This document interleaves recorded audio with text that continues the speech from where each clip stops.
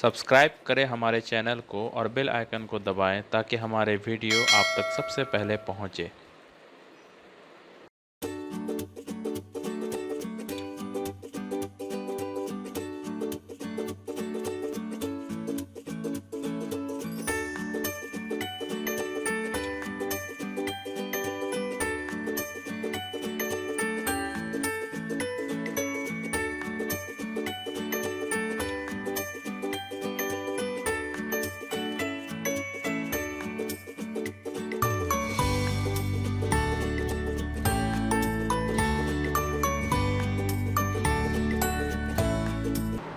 Welcome students. Last lecture में हम लोग बात कर रहे थे इलेक्ट्रोलिसिस पर और उसमें हमने कहा था कि ये इलेक्ट्रोलिसिस जो है जिस सेल में कराया जाता है वो इलेक्ट्रोलाइटिक सेल है। और इलेक्ट्रोलिसिस का एक नियम बताए थे हम कि जब भी किसी इलेक्ट्रोलाइट के एक्वस सॉल्यूशन या मोल्टन स्टेट के अंदर से इलेक्ट्रिक करंट आप पास करेंगे तो उस इलेक्ट्रोलाइट में जो आयंस हैं ये अपोजिटली चार्ज्ड इलेक्ट्रोड की तरफ मूव कर जाता है और वहाँ जाके वो डिस्चार्ज हो जाता है या कहें डिपॉजिट होता है। तो आइए हम एक इलेक्ट्रोलाइटिक सेल की मदद से इसको समझते हैं। सेल में दो इलेक्ट्रोड होता है, एक एपेरेटस होगा, एक बर्तन होगा। इसमें दो इलेक्ट्रोड लगे होते हैं।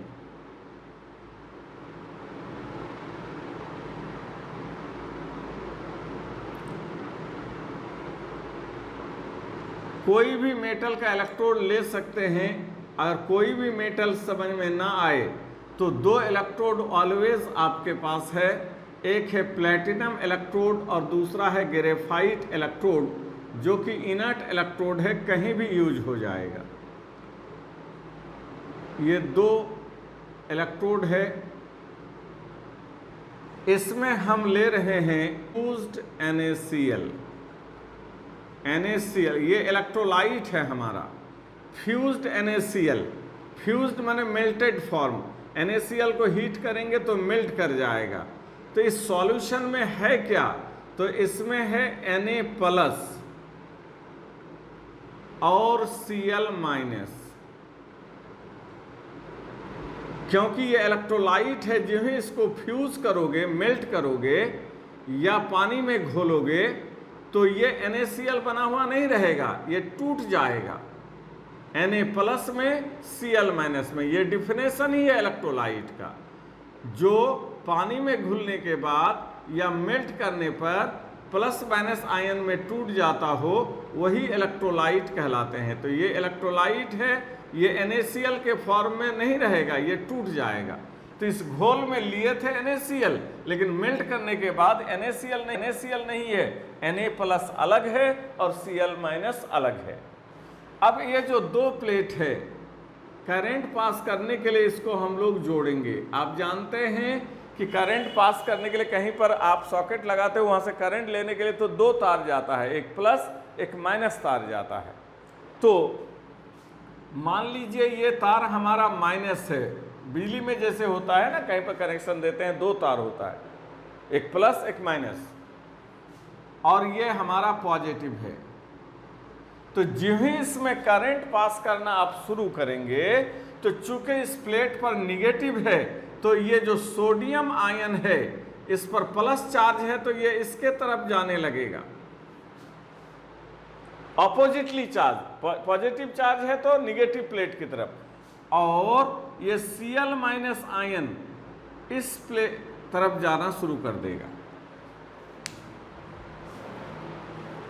ये है हमारा Na+ और ये है Cl-, और वहां पर जाकर वो क्या होगा? डिस्चार्ज होगा। डिस्चार्ज होगा मतलब ये चार्ज जो प्लस या माइनस है इसको ये खत्म करेगा। तो Na+ चार्ज कैसे खत्म हुआ है? तो ये इलेक्ट्रॉन गेन करेगा और कन्वर्ट हो जाएगा सोडियम मेटल में, और Cl माइनस इलेक्ट्रॉन लॉस करेगा और कन्वर्ट हो जाएगा Cl2 गैस में।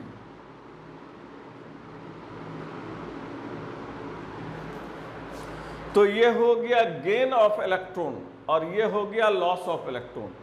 गेन ऑफ इलेक्ट्रॉन क्या कहलाता है? डिफिनेशन से रिडक्शन, और लॉस ऑफ इलेक्ट्रॉन कहलाता है ऑक्सीडेशन। मतलब इसमें एक जगह ऑक्सीडेशन हो रहा है, एक जगह रिडक्शन। रिडक्शन यहां पर हुआ है Na+, देखो यहां पर ये निगेटिव क्यों है? क्योंकि यहां पर बहुत सारे इलेक्ट्रॉन है जिसके वजह से ये निगेटिव। इलेक्ट्रिसिटी क्या है? Flow of electron. तो यहां बहुत सारा इलेक्ट्रॉन है, तो ये Na+ यहां जाएगा तो इसको इलेक्ट्रॉन मिलेगा, गेन करके ये डिस्चार्ज हो गया, इसका चार्ज खत्म हो गया, न्यूट्रल बन गया। और ये क्या करेगा? इलेक्ट्रॉन ज्यादा है तो लॉस कर देगा और क्लोरीन गैस बन जाएगा। और ये जो इलेक्ट्रॉन इसने लॉस किया यहां पर, यही इलेक्ट्रॉन ऐसे जा रहा है और यहां आकर के उसी इलेक्ट्रॉन को ये सोडियम गेन कर रहा है। ऐसे इलेक्ट्रॉन का फ्लो ऐसे हो रहा है। ये Cl- ने यहाँ पर अपना इलेक्ट्रॉन दिया, लॉस किया, ये इलेक्ट्रॉन तार से फ्लो करते हुए यहाँ आया, उसको जाके सोडियम गेन कर लिया। तो यहाँ पर इलेक्ट्रॉन का गेन हो रहा है, यहाँ पर लॉस। Cl- यहाँ गया है, देखो यहाँ पर लॉस हुआ है, ये ऑक्सीडेशन। और जहाँ पर ऑक्सीडेशन होगा उसको क्या बोलेंगे? एनोड। और जहाँ पर रिडक्शन होगा उसको कहेंगे कैथोड। हम लोग पढ़े थे लास्ट लेक्चर में कि एनोड किसे कहते हैं? जिस इलेक्ट्रोड पर ऑक्सीडेशन होता है एनोड, और जिस पर रिडक्शन होता है कैथोड। और ये जो रिएक्शन है कहां पर हुआ? रिडक्शन कहां हुआ? कैथोड। तो ये एट कैथोड हुआ, ये reaction at cathode, at cathode, cathode पर ये रिएक्शन हुआ। और ये एट एनोड, एनोड पर ये रिएक्शन हुआ है। यहां पर जब इस दोनों रिएक्शन को आप जोड़ देंगे तो यहां पर देखो 2 इलेक्ट्रॉन है, इसको भी 2 से गुना कर देंगे तो यहां भी 2 इलेक्ट्रॉन हो जाएगा। तो इस दोनों को जब जोड़ेंगे तो रिएक्शन आएगा 2Na प्लस 2Cl- बराबर 2Na प्लस Cl2।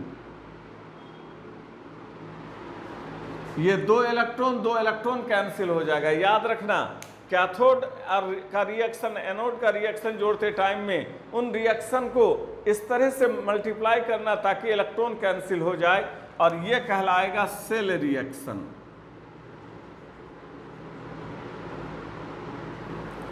तो इस तरह से जब हमने NaCl के फ्यूज्ड स्टेट से इलेक्ट्रिक करंट को पास किया तो ये NaCl टूट करके हमें 2 प्रोडक्ट दिया।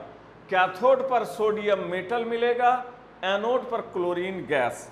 और इसी प्रोसेस को हम इलेक्ट्रोलिसिस कहेंगे, क्योंकि इलेक्ट्रिसिटी के मदद से हमने एक केमिकल कंपाउंड से तोड़ करके 2 केमिकल सबस्टेंस प्राप्त कर लिया है। ये इलेक्ट्रोलिसिस कहलाता है। अब यहाँ पर इलेक्ट्रोलिसिस पर काफ़ी सवाल है। आपको कोई भी चीज़ का इलेक्ट्रोलिसिस पूछेगा और कहेगा उसमें एनोड पर क्या मिलेगा, कैथोड पर, क्वेश्चन बनाओगे तो मिल जाएगा। तो इलेक्ट्रोलिसिस में कैथोड पर क्या मिलेगा और एनोड पर क्या मिलेगा, उसके लिए एक रूल याद रखना।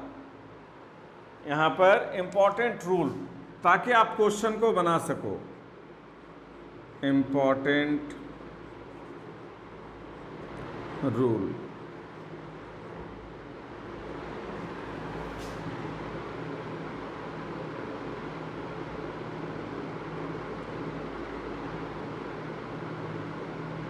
if the electrolytic solution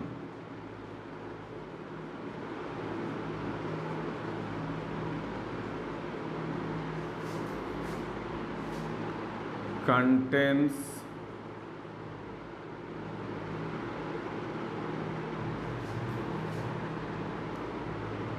several types of cations and anions.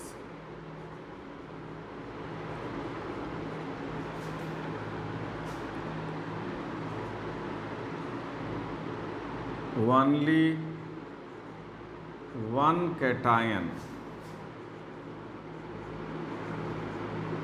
and only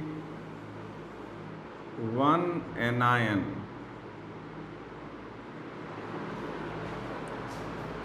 will deposit in preference to other। ये जो इलेक्ट्रोलाइटिक सॉल्यूशन है इसमें सिर्फ एक ही केटायन है Na+ और एक ही टाइप का एनायन है Cl-। मान लो इस घोल में Na+ भी रहता, कॉपर प्लस भी रहता, H+ भी रहता, तो इलेक्ट्रोलिसिस करेंगे तो वो सारे आयन जाके यहाँ डिपॉजिट नहीं होगा, डिस्चार्ज नहीं होगा, उनमें से सिर्फ एक होगा। उसी तरह से Cl- रहता, OH- रहता, NO3- रहता, तो सारे आयन नहीं जाते, एक जाते। अगर इलेक्ट्रोलाइटिक सॉल्यूशन में बहुत सारे टाइप के केटायंस हैं और बहुत सारे टाइप के एनायंस हैं, तो जब इलेक्ट्रिक करंट पास करेंगे तो उन ढेर सारे केटायंस में से केवल एक और उन ढेर सारे एनायंस में से केवल एक ही डिपॉजिट होगा एक टाइम में। वो कौन वाला डिपॉजिट होगा? तो ये वो आयन होगा जिसका डिस्चार्ज पोटेंशियल कम है, कम है, जिसका डिस्चार्ज पोटेंशियल कम है वो पहले डिपॉजिट होगा, या कहो जिसका रिडक्शन पोटेंशियल ज्यादा है। क्या है ये रिडक्शन पोटेंशियल? इसको हम लोग समझेंगे जब हम लोग गैल्वेनिक सेल पढ़ेंगे।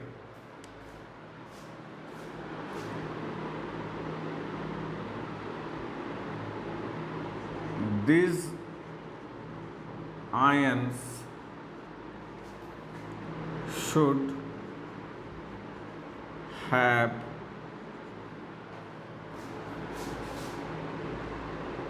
low value of discharge potential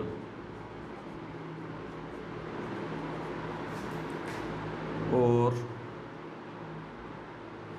high value of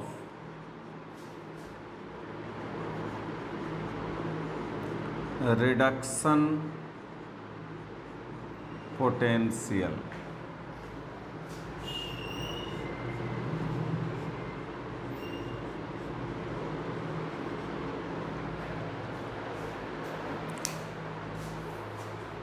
यहां हमने लिखा दीज आयंस। दीज आयंस से हमारा मतलब क्या है?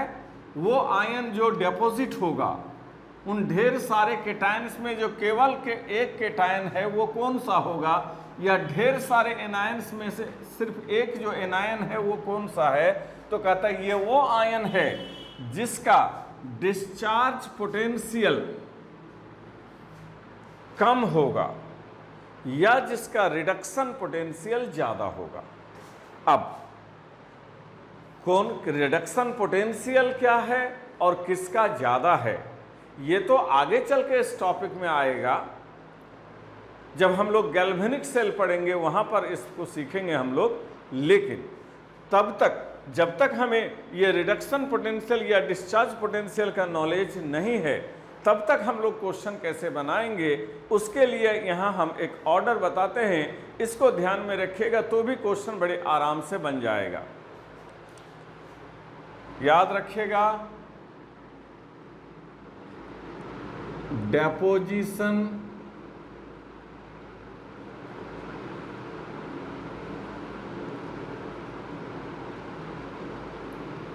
ऑर्डर, डेपोजिशन ऑर्डर पहले केटायन का,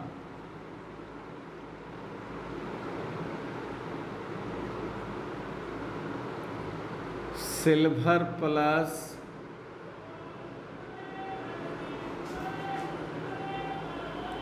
कॉपर 2 प्लस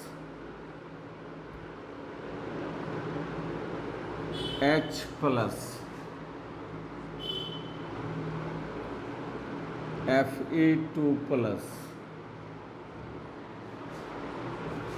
जिंक, अल्मोनियम,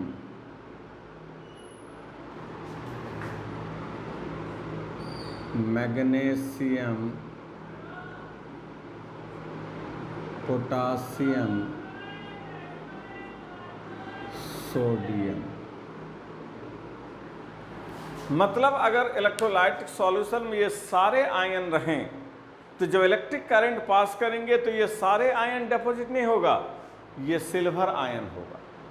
सबसे पहले जब सारा सिल्वर आयन सॉल्यूशन से खत्म हो गया तब कॉपर आयन डिपॉजिट होगा। सारा कॉपर आयन खत्म हो जाएगा तब इसकी बारी आएगी। एक बार में एक ही आयन, कौन सा आयन? तो जिसका इसका रिडक्शन पोटेंशियल ज़्यादा है।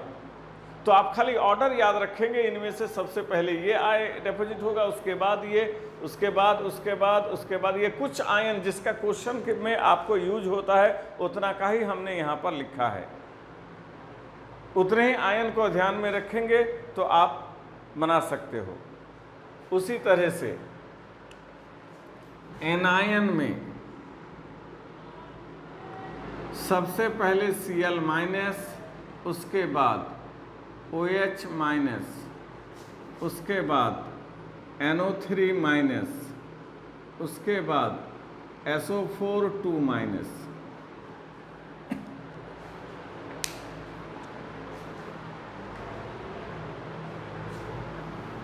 अगर ये सारे निगेटिव आयन एक ही साथ इलेक्ट्रोलाइटिक सॉल्यूशन में रहे तो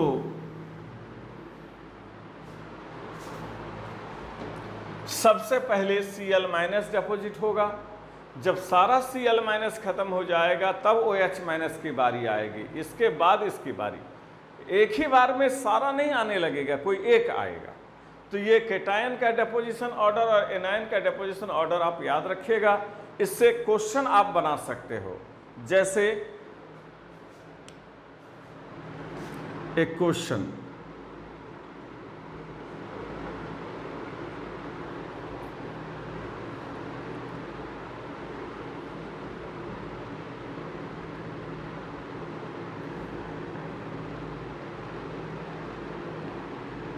when electric current is passed through aqueous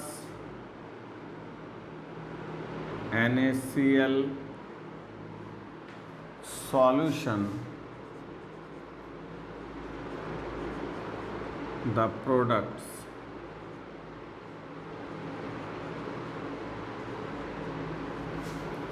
obtained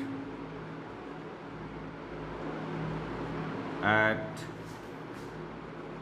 electrodes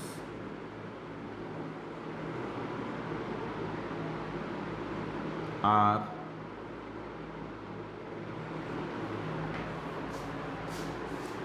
a Na at cathode, Cl2 at anode, B Cl2 at cathode, Na at anode, C Na at cathode, O2 at anode,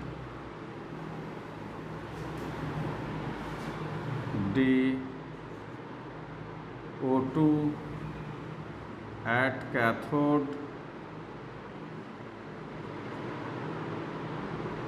Na at anode। जब हम लोग NaCl के aqueous solution से electric current को पास करेंगे तो जो हमें इलेक्ट्रोड पर प्रोडक्ट मिलेगा वो क्या मिलेगा? क्या सोडियम कैथोड पर और क्लोरीन एनोड पर मिलेगा, या क्लोरीन कैथोड पर सोडियम एनोड पर मिलेगा, या सोडियम कैथोड पर और ऑक्सीजन एनोड पर मिलेगा, या ऑक्सीजन कैथोड पर और सोडियम एनोड पर मिलेगा? और आप लोगों का फर्स्ट चॉइस ये होगा, क्योंकि आप कहेंगे कि अभी थोड़ी देर पहले तो आप दिखाए थे कि कैथोड पर सोडियम और एनोड पर क्लोरीन है, लेकिन ये गलत आंसर है। क्यों? क्योंकि जो एग्जाम्पल हमने दिखाया था उसमें हमने लिखा था फ्यूज्ड NaCl, फ्यूज्ड NaCl, और यहाँ पर फ्यूज्ड NaCl नहीं है, एक्वस NaCl है। मैंने सोडियम क्लोराइड को पानी में घोला गया, इसलिए ये ऑप्शन टिक मारते हैं यहाँ पर। हाँ, यहाँ फ्यूज्ड NaCl कहता तो आपका ये ऑप्शन ठीक था जो हमने दिखाया। एक्वस NaCl कहा है, इसलिए ये गलत है। सही आंसर ये है। हमको कैसे पता चला कि यही सही आंसर है? तो इसके लिए ही हमने ये लिखाया है, जिससे आप सही आंसर तक पहुंच सके। और इस तरह का ढेरों क्वेश्चन मिलेगा। आप कॉम्पिटिटिव लेवल के बैक ईयर्स के क्वेश्चन बनाएंगे तो भरा पड़ा है, +2 में भी पूछता है। तो आइए जरा हम निकालते हैं आंसर कि कैसे हमें पता चला कि सी सही आंसर है। आपको करना क्या है, जिसका इलेक्ट्रोलिसिस करना है, पहले उसमें आयंस क्या है उसको आपको लिख लेना है। आयंस क्या है लिख लेना है। तो लिखेंगे एक्वस, आंसर निकाल रहे हैं हम लोग, aqueous NaCl contents, aqueous NaCl contents. तो सोडियम क्लोराइड को जब पानी में घोलेंगे तो ये टूटेगा Na+ में और Cl- में। और चूंकि एक्वस माने पानी है, तो पानी भी एक तरह का इलेक्ट्रोलाइट है जो टूटता है किस में? H+ में और OH- में। तो हम जो घोल लिए हैं उसमें, यह और बात है कि वाटर का टूटने का परसेंटेज कम है। NaCl तो टूट करके Na+Cl- बनाया, और ये बनाया H+ और OH-। इतने आयन उस घोल में हैं। लेकिन जब आप फ्यूज्ड NaCl लिए थे, NaCl को मेल्ट किए थे, पानी नहीं मिलाए थे, तो उसमें ये सब आयन नहीं था, सिर्फ यही दोनों था और कोई नहीं था। लेकिन अब यहाँ पर उस घोल में दो तरह के केटायन हैं, Na+ भी मौजूद है और H+ भी मौजूद है, और दो तरह के माइनस आयन भी है, Cl- भी है, OH-। एक से ज़्यादा तरह का केटायन, एक से ज़्यादा तरह का एनायन है, तो ये सभी डिपॉजिट नहीं होगा। जब करंट पास करेंगे तो इनमें से कोई एक होगा।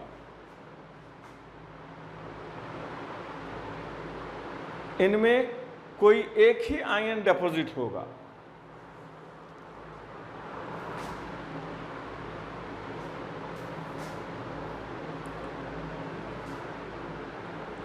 सॉरी, वो सी ऑप्शन में थोड़ा हम गलती कर दिए हैं, उसको आप करेक्शन कर लें, या फिर जो क्वेश्चन हम लिखाए हैं उसमें सी वाला ऑप्शन में आपको लिखाए थे उसको सुधार कर लीजिए। सी वाला ऑप्शन को करेक्ट कर लीजिए। हमने लिखाया था सोडियम एट कैथोड, गलत हो गया है लिखाना, और Cl2 एट एनोड, यही सी ऑप्शन था जिसको हम टिक मारे थे।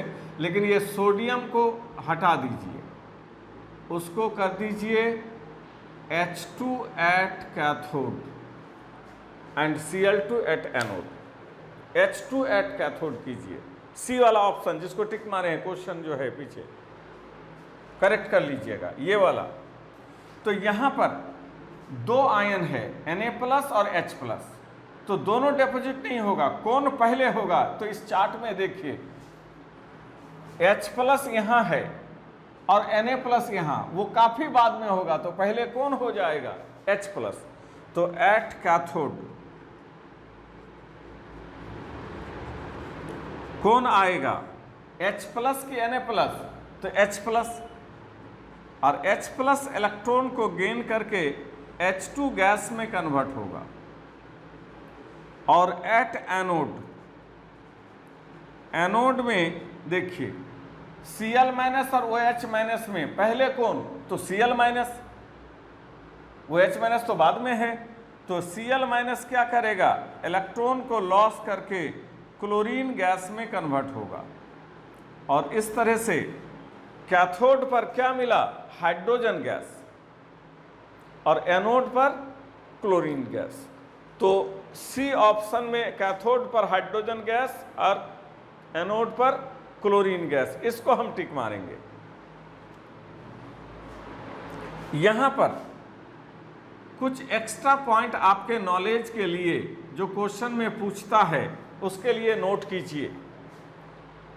जैसे क्वेश्चन पूछता है कि जब NaCl के सॉल्यूशन से इलेक्ट्रिक करंट पास करेंगे तो सॉल्यूशन का नेचर क्या होगा? एसिडिक होगा, बेसिक होगा या फिर न्यूट्रल होगा? तो ये देखिए इस सॉल्यूशन में H+ जितना भी है ये सारा H+ हाइड्रोजन गैस बन गया, H+ खत्म हो गया, और जितना Cl- था वो भी क्लोरीन गैस बन गया। तो सॉल्यूशन में से तो ये दो आयन गैस बन गए, तो सॉल्यूशन में बचा क्या? Na+ और OH-, और OH- के वजह से सॉल्यूशन का नेचर क्या हो जाएगा? बेसिक।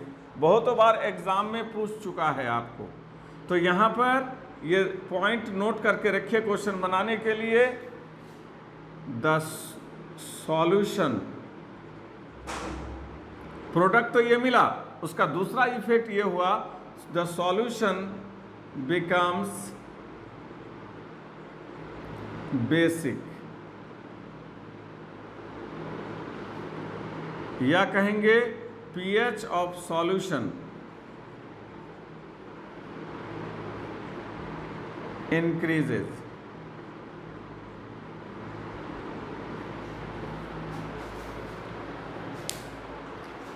इनऑर्गेनिक में क्वेश्चन पूछता है कि एक्वस NaCl सॉल्यूशन के इलेक्ट्रोलिसिस से सोडियम मेटल क्यों नहीं हम प्राप्त कर सकते? तो ये देखिए जब एक्वस सॉल्यूशन लेंगे तो कैथोड पर सोडियम नहीं हाइड्रोजन गैस आने लगा।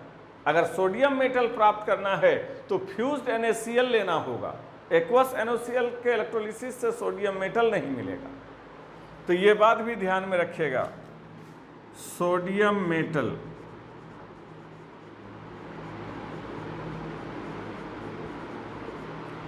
cannot be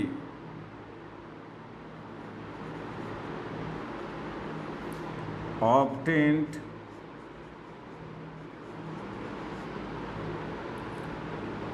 by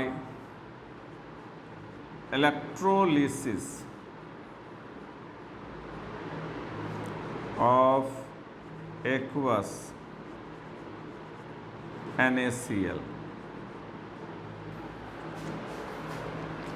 तो यहां पर देखिए एक्वस NaCl के इलेक्ट्रोलिसिस में प्रोडक्ट क्या बनेगा हमने आपको निकालना बताया, और इसमें कौन सा आयन को कैथोड पर और कौन सा आयन एनोड पर जाएगा, इसके लिए हमको ये ऑर्डर ध्यान में रखने से हम गलती नहीं करेंगे। एक चीज हम और बताएं, ये हमने क्या सिखाया, तरीका फिर समझिए।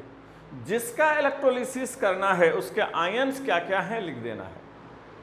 NaCl है तो Na+Cl- लिखिए, जिंक सल्फेट है तो जिंक आयन और सल्फेट आयन लिखिए, सिल्वर नाइट्रेट है तो सिल्वर आयन नाइट्रेट आयन लिखिए, और एक्वस बोला है तो ये दोनों भी लिखना है क्योंकि पानी है उसमें। और फिर उनमें देखिए कि पहले कौन आएगा, उस हिसाब से प्रोडक्ट आपको निकल जाएगा। लेकिन एक और बात है, एक और बात क्या है कि इलेक्ट्रोलिसिस करने के लिए इलेक्ट्रोड चाहिए। इलेक्ट्रोड किसका बनता है? मेटल का। जनरली जिस मेटल का इलेक्ट्रोलाइट है, इलेक्ट्रोड भी हम उसी का बनाने की कोशिश करते हैं। जैसे आयरन सल्फेट है तो इलेक्ट्रोड आयरन मेटल का बना देंगे। अगर इलेक्ट्रोलिसिस सिल्वर नाइट्रेट का है तो हम इलेक्ट्रोड सिल्वर मेटल का बना देंगे। अगर हमारा इलेक्ट्रोलिसिस अल्युमिनियम सल्फेट का है तो हम इलेक्ट्रोड अल्युमिनियम का बना देंगे। और दूसरा ऑप्शन है कि अगर ऐसा नहीं लेना चाहते तो इनर्ट इलेक्ट्रोड आपके सामने तो ऑलवेज अवेलेबल है, प्लेटिनम इलेक्ट्रोड। तो यहां पर NaCl में मेटल है Na, तो हम इलेक्ट्रोड Na का नहीं बना सकते, क्योंकि Na इतना ज़्यादा रिएक्टिव मेटल है कि वह हवा में आग पकड़ लेता है।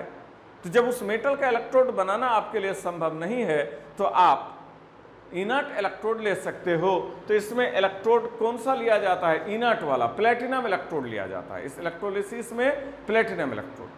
कॉम्पिटिटिव वाले याद रखें कि अगर हम इस इलेक्ट्रोलिसिस में एक्वस NaCl में के इलेक्ट्रोलिसिस में प्लेटिनम के जगह मरकरी इलेक्ट्रोड यूज कर दें, मरकरी का इलेक्ट्रोड बना दें, तो क्या होगा? तो ये कैथोड पर सोडियम मेटल आने लगेगा। लेकिन अगर प्लेटिनम इलेक्ट्रोड है तो यही प्रोडक्ट बनेंगे। तो इस एक्वस NaCl के इलेक्ट्रोलिसिस में सोडियम मेटल अगर कैथोड पर आपको चाहिए तो आपका इलेक्ट्रोड कौन सा होना चाहिए? Mercury electrode. But that is exception case, उसको अभी ध्यान देने की जरूरत नहीं है, वो आगे चल के क्लियर होगा। फिलहाल आपको बनाना ऐसे ही है, क्योंकि वो एक्सेप्शन केस आपको नहीं देगा।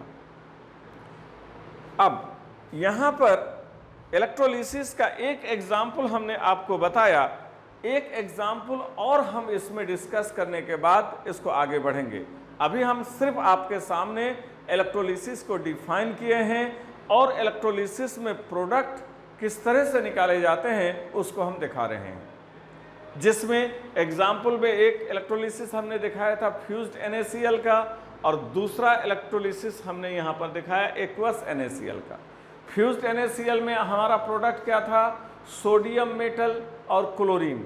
और इस एक्वस NaCl में हमारा प्रोडक्ट है हाइड्रोजन गैस और क्लोरीन गैस। कैथोड पर हाइड्रोजन गैस, एनोड पर क्लोरीन गैस। सॉल्यूशन जो होगा बेसिक हो जाएगा और उसका pH बढ़ जाएगा, बेस का pH ज़्यादा होता है। और एक्वस NaCl के इलेक्ट्रोलिसिस से हम सोडियम मेटल प्राप्त नहीं कर सकते। ऑब्जेक्टिव क्वेश्चन बनाने के लिए याद रखना है। तो यहाँ पर हुआ क्या? हमने खर्च किया इलेक्ट्रिसिटी, बदले में हमें हाइड्रोजन और क्लोरीन गैसेस मिले। तो हमने इलेक्ट्रिसिटी के बदले ये प्रोडक्ट को प्राप्त किया। मतलब ये हमारा इलेक्ट्रिकल एनर्जी खर्च हुआ और केमिकल एनर्जी बना। This is conversion of electrical energy into chemical energy. तो इलेक्ट्रोलिसिस में हम लोग एक और एग्जाम्पल को इसमें डील करेंगे, लेकिन वो एग्जाम्पल इससे अलग हटकर होगा। आपके होमवर्क के लिए हम एक एग्जाम्पल यहाँ पर देते हैं, जिसमें आप खुद से, हम आंसर अगले क्लास में बता देंगे, आप आंसर खुद से निकालने की कोशिश करेंगे।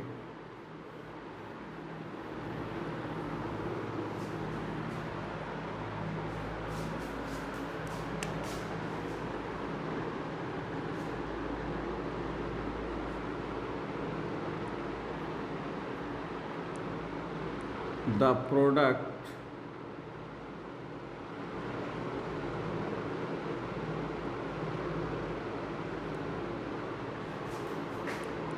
obtained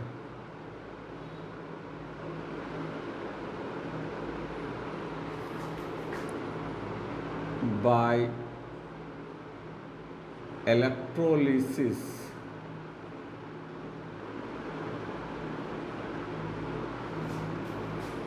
of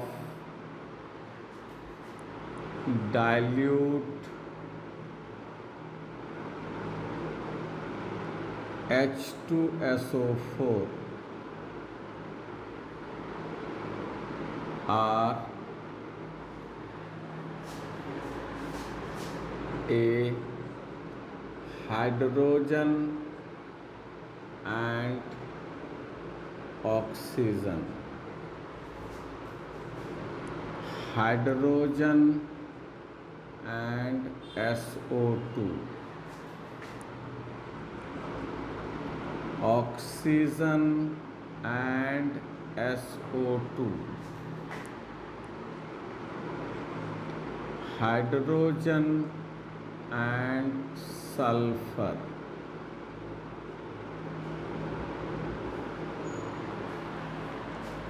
एक डाइल्यूट एस्टोसोफोर में पानी मिला देंगे और उसका इलेक्ट्रोलिसिस करेंगे तो क्या प्रोडक्ट बनेगा, इसको निकालने की कोशिश करना है और आंसर हम अगले क्लास में बता देंगे।